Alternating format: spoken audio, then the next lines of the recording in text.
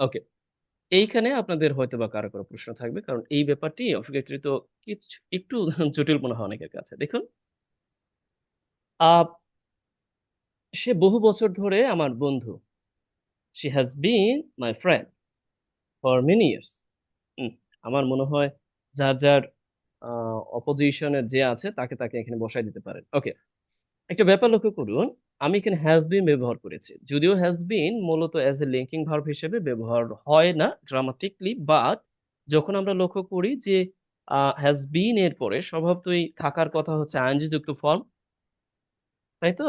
অথবা আমরা জানি নতবা ভার্বের পাস্ট পার্টিসিপল ফর্ম, বাট এইখানে হ্যাজ বিন এর পরেও যখন আমরা লক্ষ্য করব নাউন থাকবে, অ্যাডজেক্টিভ থাকবে, তখন আমরা সেইগুলোকে লিঙ্কিং ভার্বের একটা পার্ট হিসেবে নিতে পারি। আমি ওইদিকে যাচ্ছি না। আমাদের মূল উদ্দেশ্যটা হচ্ছে আমরা অর্থ প্রদান করতে পারি কিনা, তাহলেই হবে, আর কিছু লাগবে না। ওকে, দেখুন, আমি কিন্তু এখানে এইভাবে বলতে পারতাম না, একটু লক্ষ্য করুন, আমি জাস্ট শর্টকাটে বুঝিয়ে দিচ্ছি। And he is my friend, এটা বলতে পারতাম না? হ্যাঁ, সে আমার বন্ধু, এটা কিন্তু বলা যেত। আমার কথাটা বুঝছেন আপনারা? এটা কিন্তু বলা জি যেত স্যার। যে সে আমার বন্ধু। বাট আমি যখন বলছি সে বহু বছর ধরে আমার বন্ধু, তখন এই ইজ এর পরিবর্তে আমি হ্যাজ বিন ব্যবহার করেছি। কারণটা কি? কারণ এই যে যে বহু বছরের ব্যাপারটা আছে না, এই জন্য এই হ্যাজ বিন দিয়ে অনেকাংশে এই প্রেজেন্ট পারফেক্ট যে সেন্সটা আছে ওটা কিন্তু দিচ্ছে। প্রেজেন্ট পারফেক্ট কন্টিনিউয়াস যে সেন্সটা আছে ওটা দিচ্ছে না, ওইটা কিন্তু দিচ্ছে। একই রকম ভাবে দেখুন, আপনি কিন্তু বলতেই পারতেন and he is familiar with me, সে আমার পরিচিত, সিম্পলি। কিন্তু যখন আমি বলছি সে 2020 সাল থেকে পরিচিত, তখন আমি এখানে অ্যাড করে দিচ্ছি he has been familiar with me since 2020। আমি বোঝাতে পারলাম? এটা শর্টকাট, এটার চেয়ে বেস্ট ওয়ে আর নাই।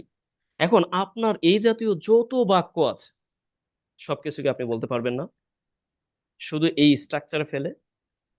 ব্যাপারটা হচ্ছে আমরা সিম্পলি অক্সিলারি ভার্ব ব্যবহার করে করে ফেলতে পারতাম এইরকম ভাবে, and he is a teacher. But আমি যখন বলছি সে 5 বছর ধরে টিচার, তখন আমি হ্যাজ বিন দিয়ে দিচ্ছি। বুঝতে পারলেন এখন? ওকে, এখন আর আমি বলবো না, এখন আপনাদের পালা, কারণ এটাই আমাদের আলোচনা শেষ। হ্যাভ সি,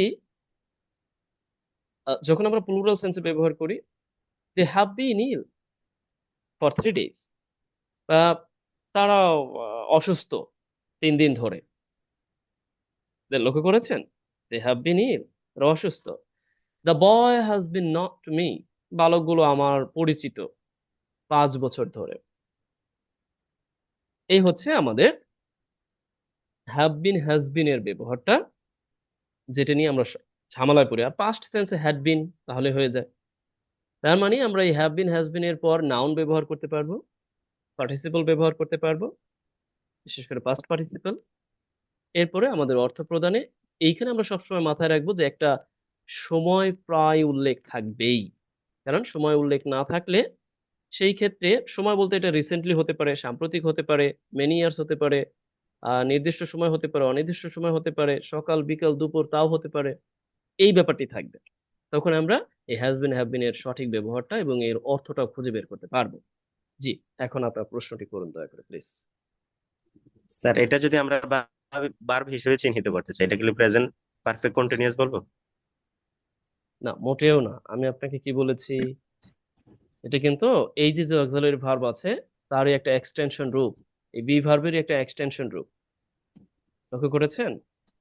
এইগুলোরই আমি তো আপনাকে এই যে স্পেসিফিকলি দেখাই দিলাম যে জি স্যার, বুঝছি, কিন্তু যদি আপনি, আমি ভার্ব হিসেবে দেখতে চাই, এটা কোন না ভার্ব না, বলবো? আপনি এখানে এই যে বহু বছর ধরে আপনি বলতেছেন, এখন ভার্ব আপনি কেমনে ব্যবহার করবেন? এখানে তো কোনো ভার্ব নাই। আপনি কি ভার্ব আনতে পারবেন? মানে এখানে কোনো ভার্ব আনা যাবে সম্ভব? এই এই বাক্যটা আপনি অন্য কোনোভাবেই ভার্ব এনে লিখতে পারবেন না। এখানে তো ভার্ব নাই, এখানে ভার্ব আছে? এটার মধ্যে কোনো ভার্ব নাই। এই যে আমি সকাল থেকে এখানে আছি, এখানে তো কোনো ভার্ব নাই। চাইলে আপনি স্টেইং দিতে পারেন, নো প্রবলেম, বাট এইখানে জি কিন্তু স্যার। কোনো ভার্ব নেই।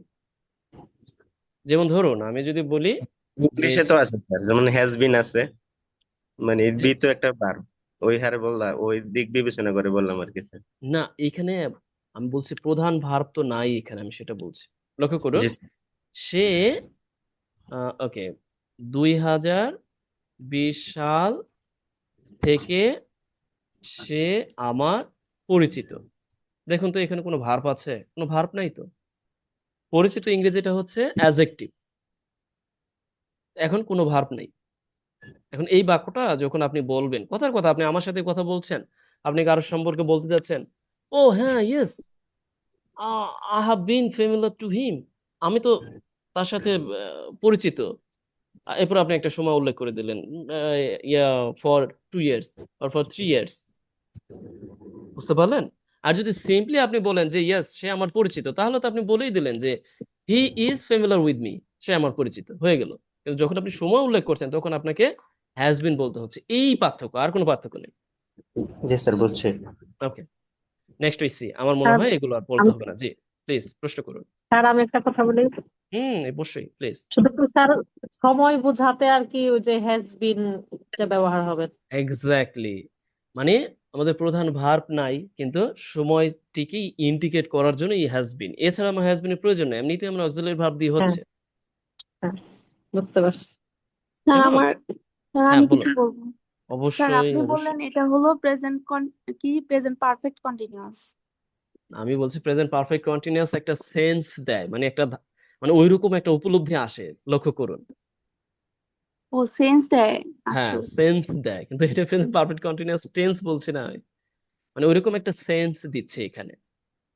জি জি স্যার। যেমন দেখুন, আমি সকাল থেকে আছি, ব্যাপারটা আপনি চাইলে কিন্তু এভাবে বলতে পারেন যে yes I have been staying here or waiting here, হ্যাঁ, সিন্স মর্নিং। আপনি বলতে পারেন কিন্তু I have been waiting here since morning. That means sir have বিনটা এখানে এমিজারের ইয়াটা দিচ্ছে, মিনিংসটা হ্যাঁ, দিচ্ছে। এই যে এগুলোর এক্সটেনশন রূপ, অ্যামিজারের এক্সটেনশন রূপ আর কি।